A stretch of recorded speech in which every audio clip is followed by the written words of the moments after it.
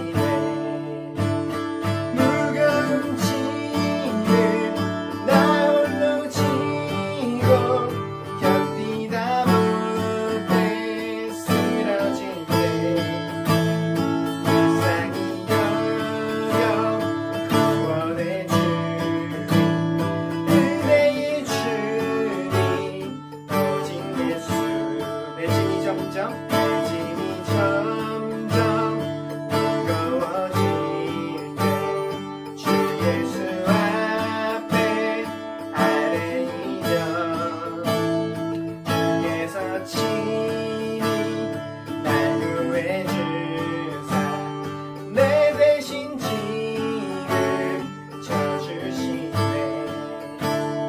무거운 짐을 나 홀로 지고 견디다 못해 쓰러질 때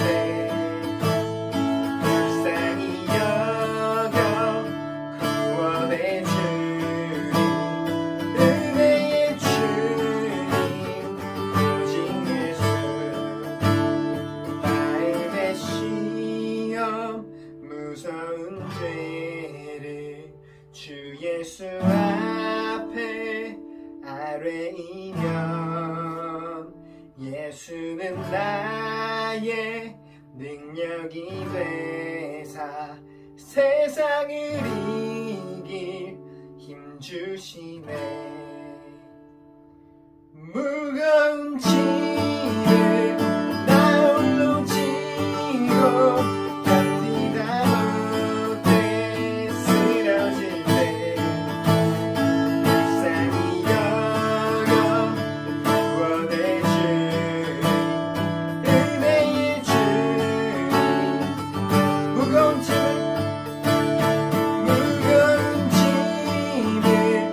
나 홀로 지고 견디다 못해 쓰러질 때 불쌍히 여겨 구원해 주니 은혜의 주님 오직 예수 불쌍히 여겨 구원해 주니 은혜의 주님 오직 예수 이 시간 함께 우리 기도하시면 좋겠습니다.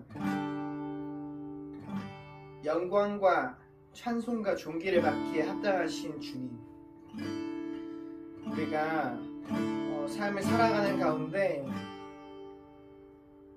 우리 인생의 무거운 짐으로 인해 어쩔 줄 몰라 하다가 그렇게 괴로워하는 경우가 많습니다. 주님, 우리에게 그 짐을 내려놓을 수 있는 분이 계시다는 걸 잊지 않게 해주세요.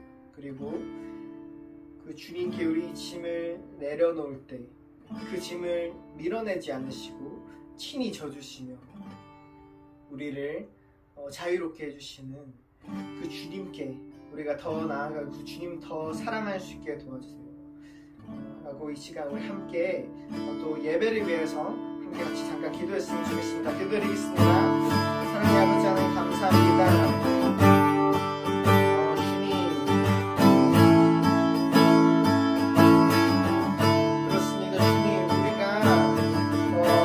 제 힘으로 해보려다가 이 세상의 짐 가운데 짐 물려서 쓰러진 경우가 많습니다. 주님, 그런 저를 불쌍히 여겨주시고 우리 짐을 친히 져주시는 그 주님께 우리 짐을 모두 내려놓고 나아갈 수 있게 도와주세요. 주님, 그 짐을 내려놓을 수 있는 분이 있다는 사실을 잊지 않게 해주시고 그 우리 짐을 맡으시는 주님께 내려놓았을 때 그 자유함을 느낄 수 있는 삶 될 수 있도록 주님 한 번 더 사랑하고 알아가게 인도해주세요. 주님 감사드립니다.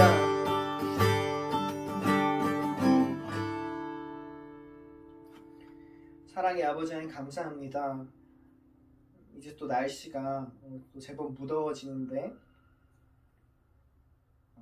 이 예배를 드리는 우리 지체 한 사람 한 사람의 또 건강을 지켜주시고 주님 또 우리가 이 삶을 살아가는 가운데 정말 우리 힘으로 지기 힘든 그런 짐들이 있을 때 그것을 내려놓을 수 있는 분이 계시다는 것을 잊지 않게 해주시고 또 우리가 더 나아가서 다른 누군가에게 그 다른 누군가의 짐을 우리가 져줄 수 있는 그런 그리스도인들이 될 수 있도록 도와주세요. 감사드렸고 예수님 이름으로 기도드립니다. 아멘. 시간 다 같이 사도신경으로 우리의 신앙을 고백하겠습니다. 나는 전능하신 아버지 하나님 천지의 창조주를 믿습니다. 나는 그의 유일하신 아들 우리 주 예수 그리스도를 믿습니다. 그는 성령으로 잉태되어 동정녀 마리아에게서 나시고 본디오 빌라도에게 고난을 받아 십자가에 못 박혀 죽으시고 장사된 지 사흘 만에 죽은 자 가운데서 다시 살아나셨으며 하늘에 오르시어 전능하신 아버지 하나님 우편에 앉아 계시다가 거기로부터 살아있는 자와 죽은 자를 심판하러 오십니다. 나는 성령을 믿으며 거룩한 공교회와 성도의 교제와 죄를 용서받는 것과 몸의 부활과 영생을 믿습니다. 아멘. 기도드리겠습니다. 그러나 우리의 시민권은 하늘에 있습니다. 그곳으로부터 우리는 구주로 오실 주 예수 그리스도를 기다리고 있습니다. 빌립보서 3장 20절 말씀. 저희를 돌보시는 하나님 아버지, 하나님을 만나는 이 예배의 자리로 불러주셔서 감사합니다. 아버지, 삶을 살아가면서 눈과 마음이 땅을 향할 때가 참 많습니다. 그러나 우리의 시민권은 하늘에 있습니다. 이 땅의 것에 집착하지 않는 나그네의 삶을 살아가며 영원한 것을 위해 영원하지 않은 것을 포기하는 삶을 살아가게 해주세요. 아버지, 이 험하고 고된 길 끝에 주 예수를 마주하는 그날을 고대합니다.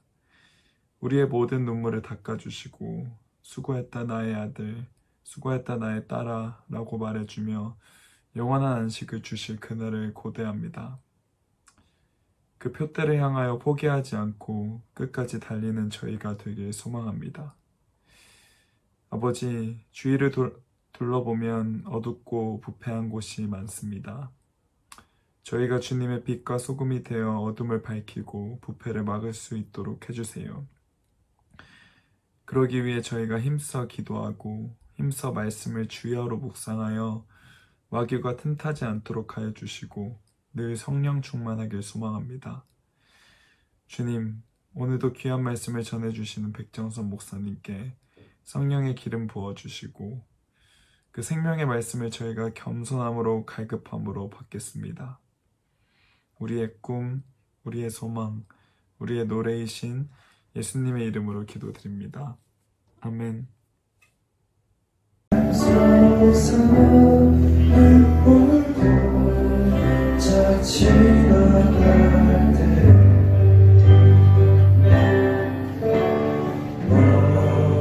지나갈 때 열매 맺히고 웃음소리 넘쳐나며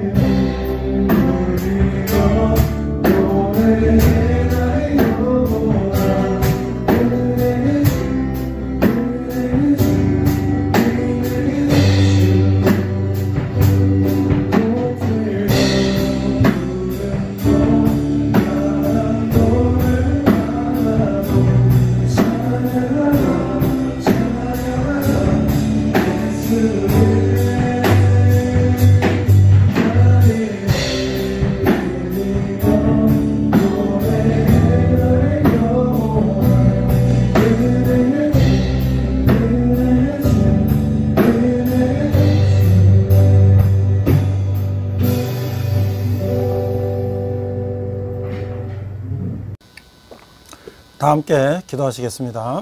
하나님 아버지 은혜를 감사합니다. 벌써 7월이 왔습니다.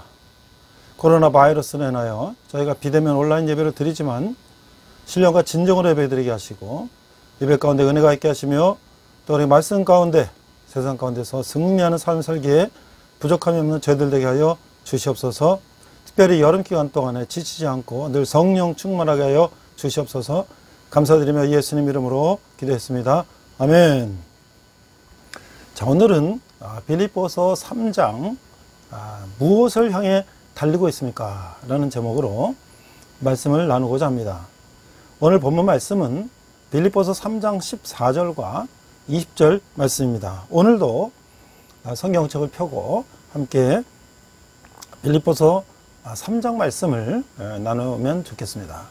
제가 먼저 3장 14절을 20절을 읽겠습니다. 14절 표대를 향하여 그리스도 예수 안에서 하나님이 위에서 부르신 부름의 상을 위하여 달려가노라. 자, 표대를 향하여. 20절 그러나 우리의 시민권은 하늘에 있는지라 거기로부터 구원하는 자 곧 주 예수 그리스도를 기다리노니. 시민권이 나옵니다. 시민권. 오늘은 우리가 이 표대라는 말과 시민권이라는 말에 초점을 맞춰서 말씀을 나누고자 합니다. 자, 먼저 제가 오늘 질문을 또 하겠습니다. 우리가 믿음의 삶을 경주에 비유한 이유는 무엇일까요? 바울은 왜 믿음의 삶을 경주, 달리기 경주에 비교했을까요? 두 번째, 내 삶의 표대는 무엇이며 그것은 예수 그리스도를 알고 섬기는 일과 어떤 상관이 있나요? 자, 나는 무엇을 향해 달려가고 있습니까? 그것이 예수 그리스도와 관계가 있나요? 자, 이런 질문을 가지고 우리가 3장 1절부터 나눠보도록 하겠습니다. 자, 첫 번째, 믿는 자들은 육신을 신뢰하지 말아야 한다. 이게 1절부터 14절의 요약인데요. 첫 번째 3장 1절에서 바울은 이렇게 이제 인사를 시작합니다. 끝으로 나의 형제들아 주 안에서 기뻐하라. 너에게 같은 말을 쓰는 것이 내게는 수고로움이 없고 너에게는 안전하니라.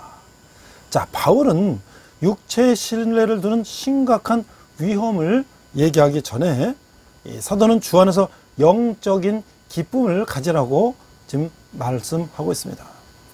하나님의 백성들은 가끔 이 도전을 받을 필요가 있습니다. 믿는 자들은 환경으로 인해 낙심하기 쉽습니다. 낙심한 마음의 치료법은 주께 관심을 집중하며 주 안에서 기뻐하는 것이죠. 자, 이제 로마 감옥에 있는 죄수인 이 사도 바울이 자유몸인 빌립보 사람들에게 그들이 구주 안에서 기뻐하기를 간절히 원한다는 것은 실로 이것은 의미심장한 사건입니다. 바울은 하나님의 모든 자녀가 배워야 할 것을 익혔습니다. 외적인 환경이 기쁜 마음을 방해한다 할지라도 주 안에는 기쁨이 있을 수 있다는 것이죠. 감옥에 있는 바울이 이 자유의 몸인 이 빌립보 교회 성도들에게 기뻐하라 라고 인사를 시작하고 있습니다. 자, 이제 두 번째는요, 피해야 할 것들이 있어요. 피해야 할 것들. 3장 2절에서 3절을 보니까 2절 개들을 삼가고 행악하는 자들을 삼가고 몸을 상해한 일을 삼가라. 3절 하나님의 성령으로 봉사하며 그리스도 예수로 자랑하고 육체를 신뢰하지 아니하는 우리가 곧 할례파라. 자, 바울 시대에 한 특정한 그룹은 특히 육체를 신뢰하는 죄를 범했어요. 이들은 바로 유대주의자들이었습니다. 이것이 이제 갈라디아 로마서 계속 바울은 이들을 얘기하고 있는데요. 그들은 계속 바울과 예수 믿는 사람들을 괴롭혔어요. 복음을 혼란시키려고 그들은 구원과 그리스도인의 삶을 위한 그리스도를 믿는 믿음의 율법의 일을 덧붙였던 것이죠. 구약 성경의 할례 의식이 그들에게는 특별한 관심거리였던 것이에요. 그래서 그들은 할례가 구원에 꼭 필요하다고 주장을 했던 것이죠. 그들은 그리스도를 믿는 믿음을 빼놓지는 않았지만 육체의 일들을 덧붙였다는 거예요. 바울은 이런 사람들을 괴휼의 역군들이라고 불렀는데, 이 괴휼이란 말이 좀 어려운 말이죠. 영어로는 deceit라는 또는 craftiness라는 것인데, 이것은 아주 야릇하고 간사하게 속인다는 뜻이에요. 그러니까 속이는 자들이라는 거죠. 속이는 자들. 자, 그래서 오늘날도 우리가 이단들을 보면 솔깃한 말로 우리 성도들을 속이지 않습니까? 그래서 이거 조심하라는 거예요. 자, 2절, 개들을 삼가고 행악하는 자들을 삼가고 몸을 상해하는 이들을 삼가라. 자, 바울은 말이죠, 이 유대주의자들을 개들, 행악자들, 손할례당, 그러니까 할례당에 손실을 입히는 그런 사람들이라고 불렀어요. 그는 그들의 일은 위험스러우며 하나님의 일이 아니라고 간주했던 것이죠.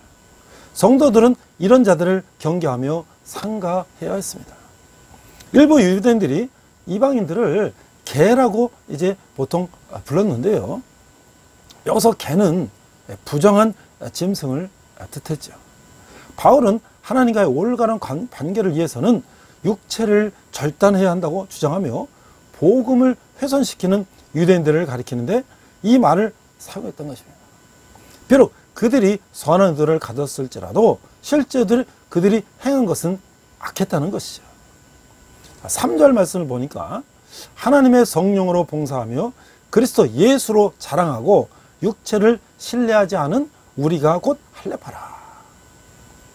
자, 하나님의 성령으로 봉사하며 그리스도 예수로 자랑하고 육체를 신뢰하지 아니하는 우리가 곧 할례파다. 구약 성경의 육체적인 할례는 언약의 표시일 뿐 마음의 영적인 할례에 관계되기도 했어요. 이게 신명기 3장 6절에 나오는 말씀인데, 이방인들에게 편지를 쓰면서 바울은 자기가 그들이 참, 이 바울과 빌립보 사람들이 참 할례당이다 라고 분명히 말했어요. 이것은 그들이 육체를 신뢰하지 않고 성령으로 봉사하며 오직 그리스도 예수만을 자랑하기 때문이었던 것이죠. 유대주의자들이나 유대인처럼 인간의 행한 것을 자랑하지 않고 하나님의 자녀는 오직 그리스도 예수만을 자랑해야 된다는 것이죠. 그래서 오늘날 이단들을 우리가 조심해야 되는 것은, 그들이 궁극적으로는 처음엔 하나님의 복음을 전하는 것 같지만 궁극적으로는 결국 그들의 목적을 달성하기 위해서 복음을 이용한다는 것이죠. 자, 그러면 이제 세 번째로는 이와 같은 이 할례당이나 이런 것들을 버려야 된다는話인데, 자, 그러면 또 따라야 될 것은 무엇인가? 3장 4절에서 14절을 보니까 바울은 이 구절들에서 흥미로운 자서전적인 사실을 몇 가지를 제공했어요. 겉으로 보기에는 그는 자랑하는 것 같지만, 그러나 가까이 살펴보면 자랑은 분명히 그가 피하라고 경계하고 있어요. 자, 사도가 육체를 신뢰했던 때가 있었던 건 사실이죠. 왜? 그가 예수 믿는 자를 박해할 때도 있었으니까. 이제는 그는 그렇지 않습니다. 그는 전에 자신의 업적을 많이 자랑하고 내세웠음을 보여주려고 바울은 빌립보인들에게 자신의 과거를 회고했어요. 그러나 그는 다메섹 도성에서 극적인 회심을 얘기하고 있는 것이죠. 4절, 그러나 나도 육체를 신뢰만 하면요, 만일 누구든지 다른 이가 육체를 신뢰할 것이 있는 줄로 생각하면 나는 더욱 그러하다. 6절, 5절, 나는 8일 만에 할례를 받고 이스라엘 족속이요 베냐민 지파요 히브리인 중에 히브리인이요 율법으로는 바리새인이요 열심으로는 6절, 열심으로는 교회를 박해하고 율법에 이르는 흠이 없는 자다 라고 말하고 있어요. 자, 바울은 빌립보서 3장 5절에서 6절에 열거된 7가지 이점들을 육체에 가지고 있었으나 이제는 그리스도를 위하여 다 해로 여긴다. 다 필요 없는 거로 여긴다. 나에게 해를 끼치는 거로 여긴다고 말하고 있는 것이죠. 자, 이 두 종류의 이점들이 있는데요. 첫째는 이 사도 바울이 자기의 선택을 떠나서 그가 나면서부터 가졌던 것들이에요. 그 중에 4가지가 뭐냐면, 이스라엘 백성이니까 그는 당연히 할례를 받았고요. 그가 이스라엘 종족적으로 이스라엘 족속이었고, 그 다음에 또 베냐민 지파였고, 그리고 히브리인 중에 히브리인으로 그는 교육을 받은 사람이죠.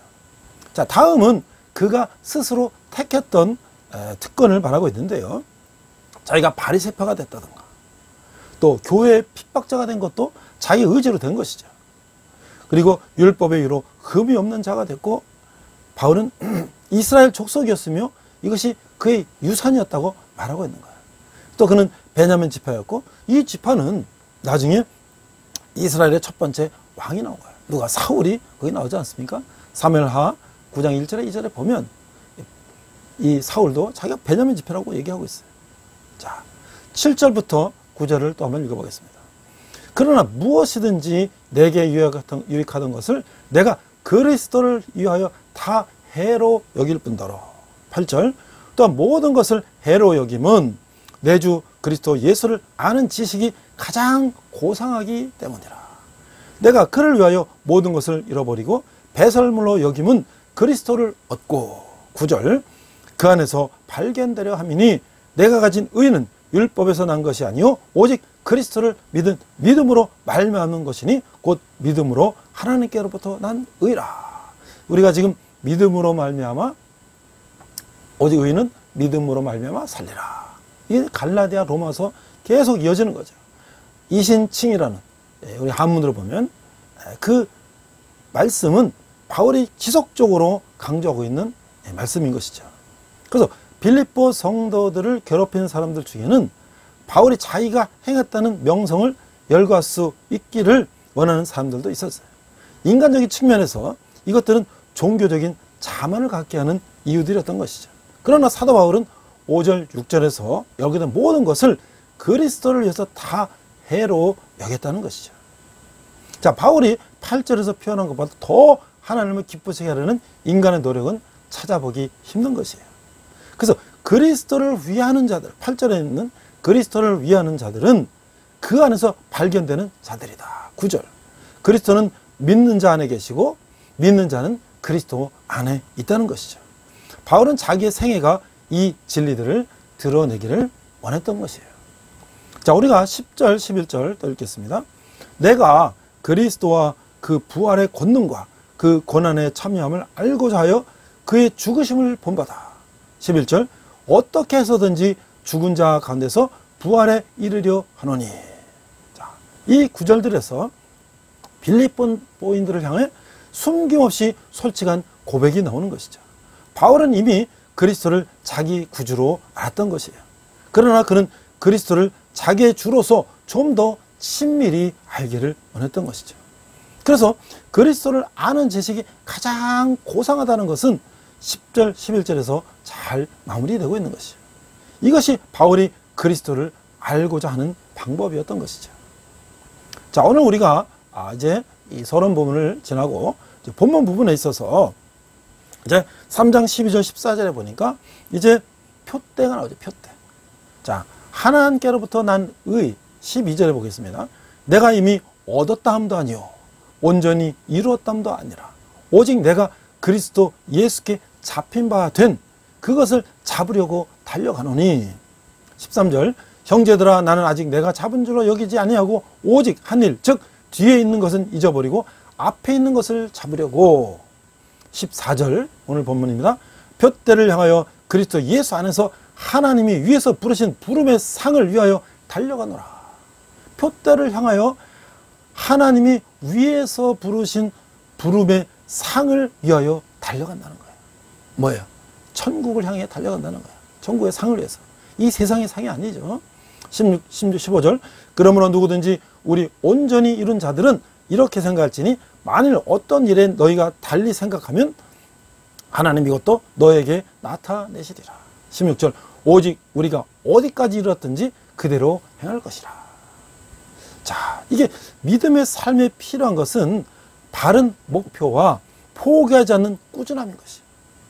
그리스도를 만난 후 믿음의 경주를 시작한 바울은 선한 싸움을 싸우고 달려가기를 마쳤다고 그가 디모데후서 4장 7절에서 고백하지 않습니까? 그가 승리한 비결을 우리가 이제 세 가지로 한번 정리해 보도록 하겠습니다. 첫째, 바울은 이미 다 얻었다거나 다 이뤘다고 생각하지 않고 오직 예수 그리스도께 소망을 두고 계속 달려왔던 것이에요. 우리가 사도행전을 보면 그 수천 킬로를 걷거나 배를 타거나 다녔죠. 제가 이 터키를 이제 여행을 하면서 우리는 그 관광버스 말이에요. 대형 벤츠 버스를 타고 그 이스탄불을 출발해서 뭐 앙카라로 해서 갑바도기아 이런 데 갈 때 수백 킬로를 차를 타고 달려가는데도 그 넓은 땅을 걸어서, 그렇죠? 지중해 정도만 배를 타고 가는 것이 걸어서. 근데 걸어간다고 해서 그것이 다 항량받습니까? 가서 핍박을 받기도 하고, 그렇죠? 그러나 그는 오직 뭐예요? 예수 그리스도께 소망을 두고 계속 그 복음의 길을 달려갔던 것이죠. 둘째, 과거의 유대인으로서 성찬 일과 교회를 핍박하며 지은 죄 등 뒤에 있는 것은 다 잊고 앞서가시는 예수님만 바라보고 달려갔다는 것이에요. 바울은 자기가 예수님 믿는 사람 핍박했던 사람 아니었습니까? 그러나 과거를 이제 다 잊어버리고 오직 앞을 향해서 바라보고 달려간다는 것이죠. 우리도 그렇습니다. 우리도 과거에 지은 죄가 있죠. 인간은 누구나 과거에 지은 죄들이 있어요. 그러나 하나님 앞에 가서 회개하고 이제 새로운 모습으로 하나님 앞에 달려나가야 되는 것이죠. 셋째, 정확한 표대, 곧 예수 그리스도 안에서 하나님이 주실 상인 영생과 생명의 멸류관만 바라보고 달려갔던 것이죠. 인생을 참되게 하는 일은 예수님이라는 표대를 향해 끝까지 달려가는 것이죠. 우리도 마찬가지입니다. 자, 제가 40대까지요, 30대에서 40대까지 직장 다니면서 경영학 석사, 박사 공부를 하러 다녔어요. 그러니까 이제 직장에서 막 일하고, 그 다음에 빨리 이제 대학원 가서 식당에 가서 허겁지겁 밥을 먹습니다. 그래서 이제 10시, 뭐 이렇게 10시 반 이게 끝나면요, 다시 집으로 와요. 그러면 12시만 다 되면 너무 이제 허기지고 배고프죠. 그래가지고 이제 또 뭘 먹어요. 그러면 저녁을 물론 먹었는데 또 밤에 또 먹으니까요, 그게 계속 이제 살로 가는 것이죠. 그래서 제가 40대 초에 경영학 박사 학위를 받을 때는 제 정상 몸무게에 비해서 한 9kg가 늘었어요. 9kg.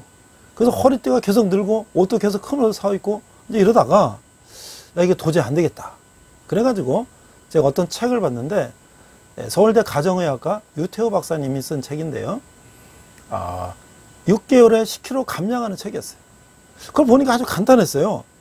뭐냐면 하루에 3끼 먹고 저녁 먹은 다음에 간식을 안 먹는 거예요.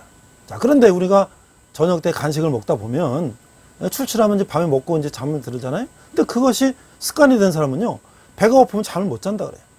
근데 이 살을 빼기 위해서는 저녁에 간식을 절대 먹으면 안 되거든요. 그래서 이 공복을 해소하기 위해서 오이나 당근이나 이런 거를 먹으라는 거예요. 근데 그거 좀 먹다가 한 달, 2달 지나면요, 이제 위가 적응이 돼서 이제 그것도 안 먹게 되고 이제 자연스럽게 이제 한 달, 2달, 3달 되면 몸무게 1kg, 2kg, 3kg 빠지기 시작합니다.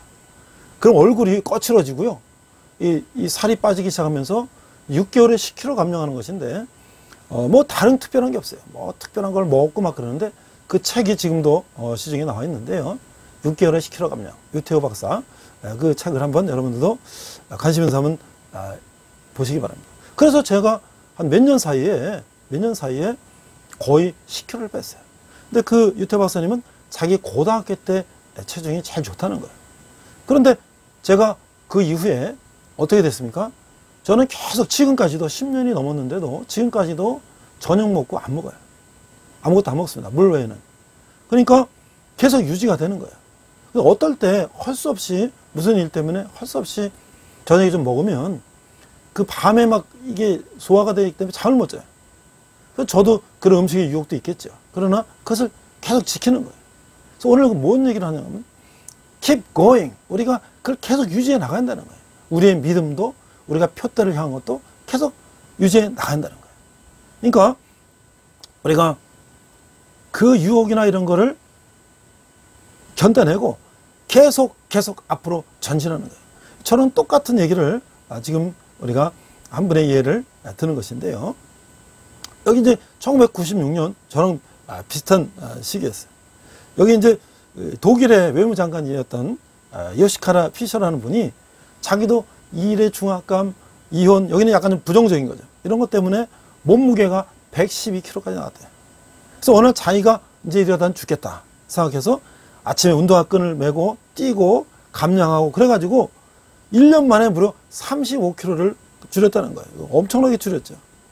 그래서 그는 자신 위에 달린다고 했어요. 그래서 그의 동기 목표는 하나님의 백성이 그런 거 달라요. 왜? 자기 몸을 위해서 한 거예요.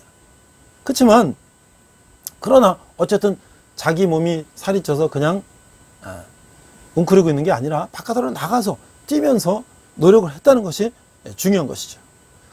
그러나 우리가 이제 우리 성도는 그런 자기 몸을 위하여 뛰는 것을 넘어서서 하나님의 영광을 위해서 하나님의 부르심을 따라 하나님이 주실 금메달을 보고 달려야 된다는 것이죠. 그래서 신앙생활은 평생에 걸쳐가는 긴 여정이에요. 하나님 나라를 향한 이 경주에 뛰어든 성도는 자신을 올가매는 모든 방해물을 내려놓아야 한다는 거죠. 과거의 자랑도 실패도 그 경주를 멈추게 해서는 안 된다는 거예요. 예수 그리스도의 부활 영광에 동참하려면 지금 우리가 어떤 신앙 여정이 있든지 앞만 보고 달려야 된다는 것이죠. 하나님을 신뢰하며 쉬지 않고 달려야 된다. 그게 뭐 keep going. 자, 계속 전진하라 계속. 우리는 표대를 향하여 keep going 전진해야 할 것입니다. 자, 이제 마지막 3장 17절에서 27절 보니까 앞에서 제가 두 가지 말씀드렸죠. 시민권 얘기가 나와요. 시민권. 하늘에 있는 시민권. 자, 우리는 어떤 사람이에요? 자, 세 번째 질문합니다. 땅에 있는 시민권을 둔 사람과 하늘의 시민권을 둔 사람의 생활은 어떤 차이가 있을까요? 우리가 땅의 시민권을 있는 사람과 하늘의 시민권은 어떤 차이가 있을까요? 땅의 시민권을 있는 사람은요, 하늘에 있는 것을 생각하는 사람은 여기서 나의 부귀, 영화, 명성을 얻기 위해서 모든 걸 바치겠죠. 그러나 우리가 하늘의 시민권을 둔 사람은요, 이 땅에 있는 것이 그렇게 중요한 것이 아니죠. 우리가 여기서 아무리 재물과 뭐 아파트와 땅과 뭐 이런 거 투기해서 많은 것을 재산을 모아놔도 우리가 하늘나라 갈 때 그걸 가져갈 수 있습니까? 다 두고 가는 것이 다 두고 가는 거예요. 그러니까 하늘의 시민권 둔 사람은 이 세상을 사는 자세가 다르다는 것이죠. 네 번째, 사람들은 내 삶에서 예수님을 발견하고 있나요? 내 믿음을 본받으라고 자신 있게 말하지 못하는 이유는 무엇일까요? 제 아들이 이번에 장가한테 이런 얘기를 했어요. 아빠 설교를 보면서 나는 목사는 못할 것 같아요. 왜? 내가 바르게 살으라고 얘기하면서 내가 그렇게 살아야 되니까 내가 그렇게 살지 못하면서 그런 말을 할 수가 없기 때문에 나는 목사는 못 될 것 같아요. 맞죠? 내가 그런 말을 할 때는 최소한 내가 그런 삶을 살지는 않아야 되겠죠. 그러나 우리 인간이 어디 완벽합니까? 그러나 우리는 그런 말씀을 전하고 듣고 배우고 또 실천하면서 하루하루 우리 삶이 예수 그리스도의 형상을 닮아가는 것이죠. 우리가 죄악된 본성이 있는데 우리가 어떻게 완벽할 수가 있겠습니까? 우리는 언제든지 유혹받을 수 있고요. 언제든 넘어질 수 있는 인간들이에요. 그러나 우리는 어때요? 하나님을 말씀대로 이 땅에 살면서 예수님을 본받아 살 때에 우리가 점점 더 성화되는 사실, 성화된다고 하는 사실은 그건 부인할 수 없는 사실인 것이죠. 그래서 우리는 궁극적으로 뭐예요? 사도 바울이 말씀하신 것처럼 나를 본받으라라고 우리가 감히 과감하게 말할 수 있는 그런 삶을 우리가 살아야 된다는 것이죠. 자, 우리의 시민권은 하늘에 있다는 것이죠. 17절, 형제들아 너희는 함께 나를 본받으라. 그리고 너희가 우리를 본받은 것처럼 그와 같이 행하는 자들을 눈여겨보라. 18절, 내가 여러분 너에게 말하였거나 이제도 눈물을 흘리며 말하노니 여러 사람들이 그리스도의 십자가의 원수로 행하느니라. 19절, 그들의 마침은 멸망이요 그들의 신은 배요 그 영광은 그들이 부끄러움에 있고 땅의 일을 생각하는 자다. 20절, 그러나 우리의 시민권은 하늘에 있는지라. 거기로부터 구원한 자 곧 예수 그리스도를 기다리노니.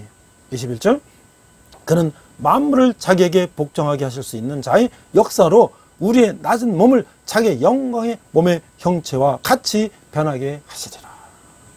자, 하늘의 소망을 가진 사람들은 땅의 삶이 어떠하든지 천국 시민답게 살아가는 것이죠. 바울은 자신을 본받으라고 자신 있게 말하고 있는 것이에요. 자기처럼 십자가를 최우선으로 두라는 것이에요. 전통이나 세속적 가치를 복음보다 중시하는 사람은 십자가의 원수로 살아가는 것이에요. 그러니까 세속적 가치를 복음보다 중시하는 사람들은 십자가의 원수가 된다는 거예요. 그들이 영광으로 여기는 것은 사실 부끄러운 일에 불과하며 그들은 자기의 욕망을 신으로 섬기고 세상적인 것만을 생각하다가 멸망한다는 거예요. 그러나 성도는 자신의 하늘 시민임을 기억하고 그리스도께서 곧 오신다는 종말론적 믿음을 가져야 한다는 것이죠. 재림의 주님은 세상 모든 것을 심판하시고 우리의 썩을 몸을 그분과 함께 영광스러운 몸으로 바꾸어 주실 것이라는 거예요. 이 세상에 있지만 성령을 의지하며 다시 오실 주님께 부끄럽지 않은 오늘을 우리가 살아야 된다는 것이죠. 이번 주간에 대권 선언 도전하는 사람들이 많이 있어요. 그들이 요즘에 키워드는 공정, 정의 뭐 이런 거예요. 그러나 그 전에도 대통령이 나올 때 공정과 정의를 얘기했던 사람도 있어요. 그러나 그 과정을 보면 그것이 많이 또 처음과 달라진 걸 볼 수 있어요. 우리 인간적인 생각, 인간적인 방법으로는 우리가 그렇게 한다 하지만 그것이 한계를 갖고 있다는 거예요. 그러나 우리가 하나님 앞에 서원했을 때, 하나님 앞에 약속했을 때 우리가 과연 그렇게 살 수 있을까? 오늘 우리는 천국 시민권을 가진 자로서 우리가 로마의 시민권과 그리스 아테네의 시민권, 그리고 우리의 천국 시민권을 잠깐 비교하고 제가 말씀을 마치고자 합니다. 자, 첫 번째 로마의 시민권은 어떠했는가? 팍스 로마나, 로마의 전성시대를 말하는 것인데요. 우리가 로마인 이야기라든지 여러 로마에 이제 관련된 역사를 볼 때에 그 로마는 로물스와 레무스 형제가 늑대의 젖을 먹고 자랐다고 이제 그렇게 신화로 돼 있죠. 자, 그런데 그들은 초기에는 사실 별 볼 일 없는 그런 남자들만의 집단이었다는 거예요. 어떻게 보면 불황자 집단 같은 거였어요. 그래서 그들이 이제 알바론가에서 밀려나갖고 불황자였는데 그들이 이제 결혼하려고 해도 신부가 없잖아요. 그래서 그들이 이제 생각한 게 뭐냐면 약탈혼이라는 거예요. 그래서 우리 성경에도 이제 그런 게 나오죠. 그래서 어떻게 보면은 그 기원전 8세기니까 800년하고 2000년이니까 2800년 전에 가진 것 없는 이 시골 총각 무리들이 결혼할 수 있는 유일한 방법이 이제 그런 거였어요. 그래서 이제 그들은 잔치를 벌려가지고 이제 이웃 부족인 사비닌을 초대했다는 거예요. 그래서 한참 이제 이 잔치를 벌이고 술 먹이고 하다가 술 취한 상태에서 그냥 여인들을 그냥 납치해서 가는 거예요. 그러니까 그 이웃 부족들은 갑자기 술 취한 상태 당하니까 이건 뭐 일방적으로 당했어요. 그래서 이제 이 원소를 갖기 위해서 그들이 이제 쳐들어왔어요. 로마를 쳐들어왔어요. 그런데 어떻게 됐습니까? 이 전투에서 이 불황자 집단이 이 로마 이 집단이 엄청나게 전쟁을 잘하는 거예요. 그래서 결국은 4번 다 이겼어요. 자, 그래서 그러면 이제 로마인이 이웃 부족을 이겼기 때문에 자기네들 마음대로 그들을 노예로 삼고 옛날에 이제 이긴 종족이 노예로 삼는 것이죠. 그러나 이 로마인들은 달랐다는 거야. 어떻게 되냐면 그들을 종으로 삼지 않고 그들을 자기네 로마인 시민권을 주고 같이 통치하면서 공동으로 그들의 이렇게 영입을 했다는 거예요. 그리고 거기 귀족들을 로마 원로원에 넣기도 하고 말이죠. 자, 그래서 이게 뭐냐? 그래서 이제 로마의 훗날 키케로라는 역사가는 그 로마의 특성을 이렇게 얘기했어요. 로마 제국의 건설과 로마 시민들의 명성과 관련한 아주 중요한 사실이 있다. 그것은 바로 로마의 창건자 로뮬루스가 시민인들의 사례를 통해 적들을 로마 시민으로 받아들여서라도 나라를 키워야 한다. 이런 것이 바로 로마의 어떤 통합적인 노선, 이런 것들이 다른 기존의 다른 어떤 그 도시국가하고는 달랐던 것이죠. 그래서 그들은 로마의 시민이 되고 투표권을 갖고 또 대접을 받으니까 로마에서 충성하는 것이죠. 그래서 이 로마의 또 유대한 여러 가지 왕들 중에서 시저, 율리우스 시저, 우리가 뭐 카이사르라고, 이 사람도 역시 그 율리우스 가문도 알비론가 출신이었다는 거예요. 이웃 부족 출신이었어요. 또 아우구스티누스 이후 로마를 통치한 클라우디스 가문은 건국 초기에 5,000명의 일족을 이끌고 집단 이민온 사람들이었다는 거예요. 자, 그러니까 이 오늘날 이 로마의 이런 그 다양한 민족들이 혼성된 이 이민 국가는 어떻게 보면은 이게 미국이라는 나라도 비슷한 것 같아요. 미국 어때요? 만약에 영국이나 프랑스나 뭐 독일 또는 일본, 중국, 한국 이런 분들은 거기에 민족이 있죠. 한국은 뭐 한민족이 있고요. 일본은 인본민족이 있고 뭐 독일 게르만 민족이 있고. 그런데 미국이라는 것은 미국 민족이라는 게 없잖아요. 거기는 출신이 있을 뿐이죠. 나는 영국계요. 나는 아일랜드계요. 나는 독일계요. 나는 중국계요. 한국계 미국인들이 존재하는 것이에요. 그래서 따라서 미국인들은 공통적인 정체성이라는 게 바로 뭐냐면 미국의 시민권자다. 이런 것이죠. 그러니까 미국의 시민권을 가진 사람은 전 세계에서 감히 아무도 그들을 건드리지 못하잖아요. 저 아주 폐역한 집단인 북한조차도 미국 시민권자를 여러 가지 정치적인 이유로 감금했지만은 결국 미국 대통령이나 뭐 이런 사람들이 협상을 해서 그들은 다 풀려오지 않습니까? 그런 거 보면 이 세계 최강인 로마나 현재 세계 최강인 미국의 시민권자라는 게 얼마나 대단한 것인가.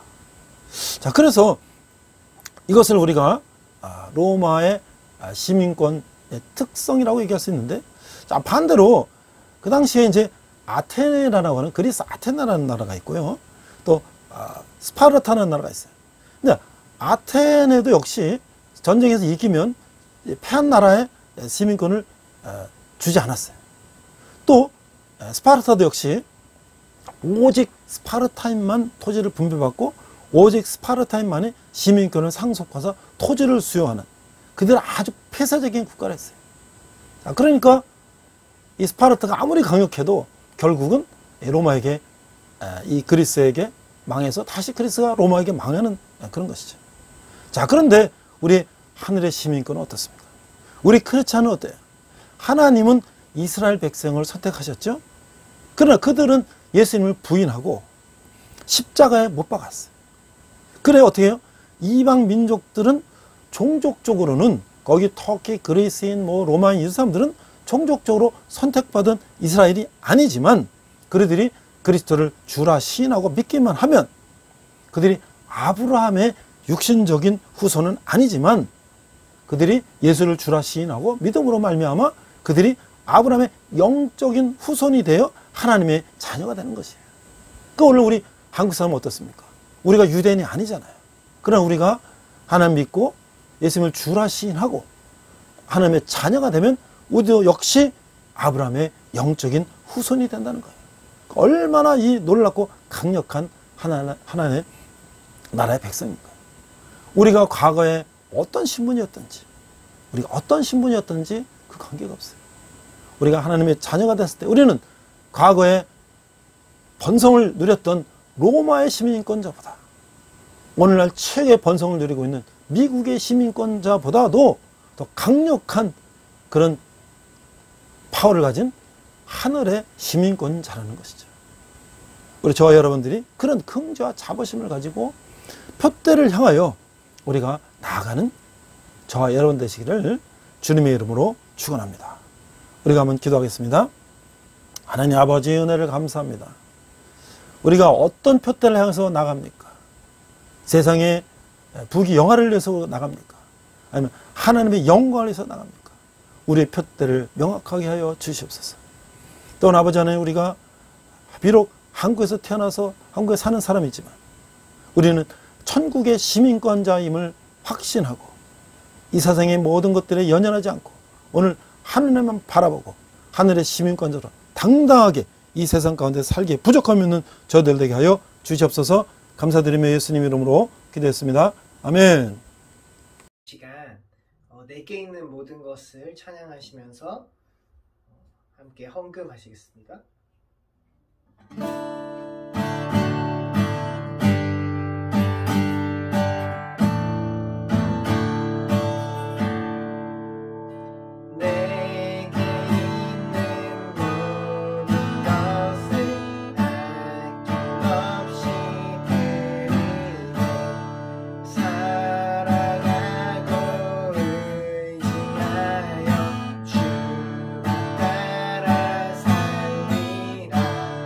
주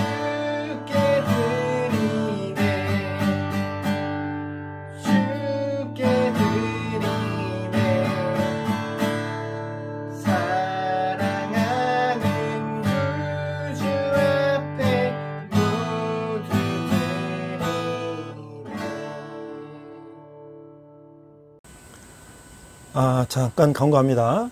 벌써 이제 7월이었습니다. 7월, 8월 또 여름방학 휴가철 맞이했는데요. 제가 지난주부터 광고를 시작했는데 예수님의 리더십이라는 책을 제가 번역해서 이제 출판을 했습니다. 좀 됐는데요.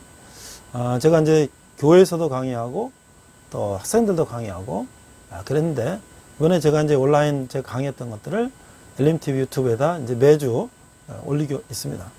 혹시 여러분들도 관심 있는 분들은 영상 보시고요. 혹시 책이 필요하신 분들은 거기 댓글에 제가 계좌하고 이렇게 전화번호를 넣어놨으니까 그러면 책을 하나 구입하셔서 뭐 혼자 공부하셔도 얼마든지 공부할 수 있습니다.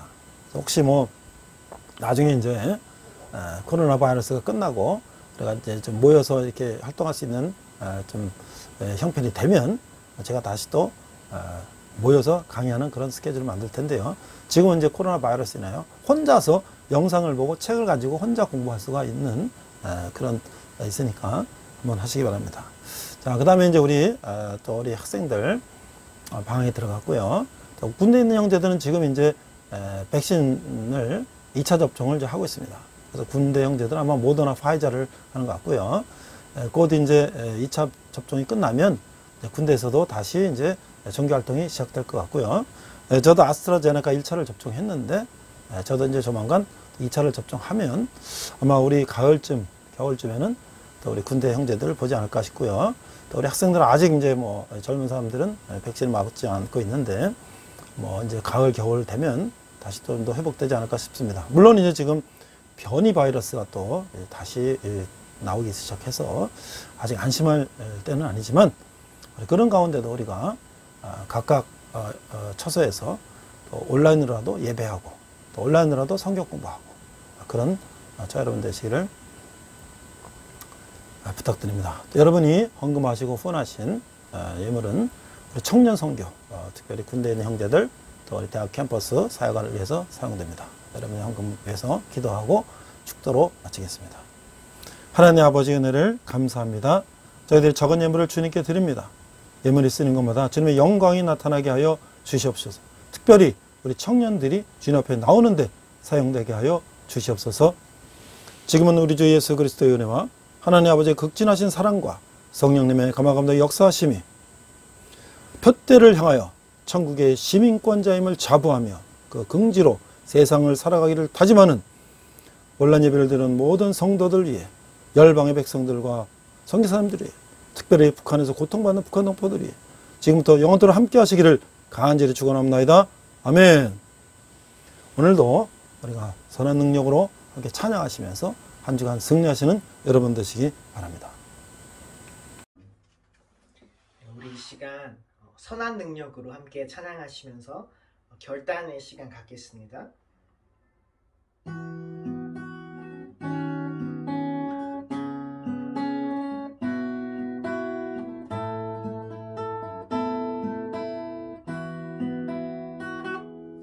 그 선한 힘에 고요히 감싸여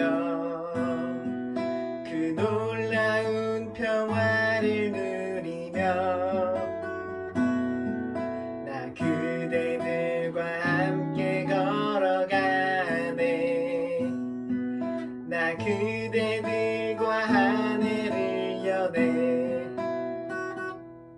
지나가 너물 어둠의 날들이 무겁게 내 영혼 짓눌러도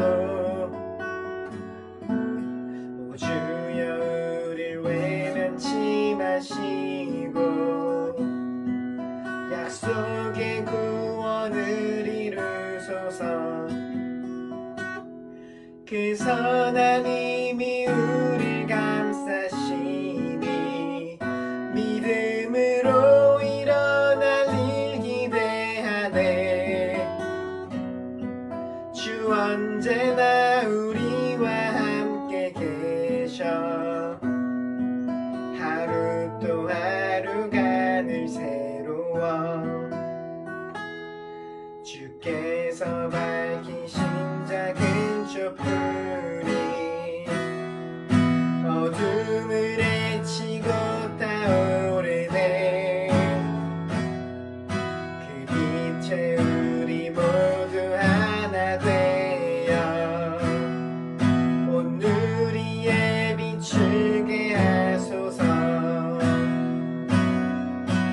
선하님이 우릴 감싸시니 믿음으로 일어나리 기대하네. 주 언제나 우리와 함께 계셔. 하루 또 하루가 늘 새로워. 이 고요함이 깊이 번져갈 때 저 가슴 벅찬 노래 들리네. 다시 하나가 되게 이끄소서. 당신의 빛이 빛나는 이 밤 그 선하님이 우릴 감싸시니 믿음으로 일어나리 기대하네. 주 언제나 우리와 함께 계셔. 하루 또 하루가 늘 새로워. 그 선하님이 우릴 감싸시니 믿음으로 일어나리 기대하네. 주 언제나 우리와 함께 계셔. 하루 또 하루가 늘 새로워. 주님과 동행하시는 복된 한 주 되시길 축복합니다.